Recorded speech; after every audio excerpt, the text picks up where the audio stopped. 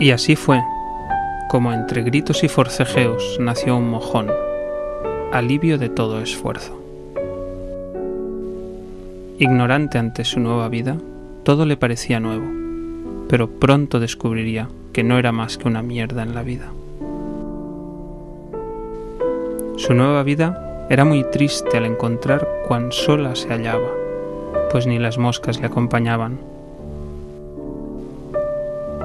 El viento acariciaba su delicada y mugrienta piel, y poco a poco la iba endureciendo. El paso del tiempo iba notándose cada vez más en sus entrañas, y su soledad era cada vez más profunda.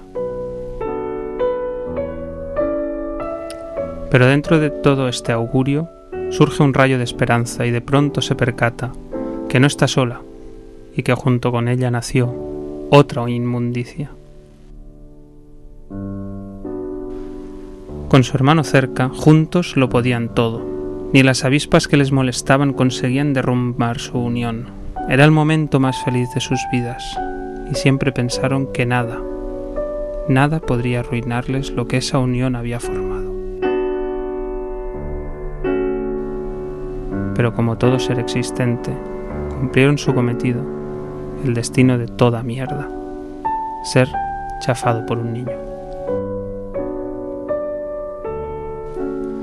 Sin su hermano al que apreciaba, volvió la mierda a hallarse sola, desconsolada, y sin nadie que la ayudara. Ante su desesperación, solo acudió otra vez el niño, que tras arrebatarle la vida a su hermano, la fue pinchando para acentuar su agonía.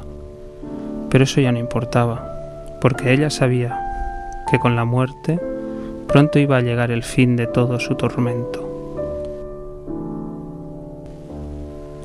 Y así termina una historia que, lejos de ser ficticia, cuenta los entuertos y las penurias de la discriminación en nuestros días.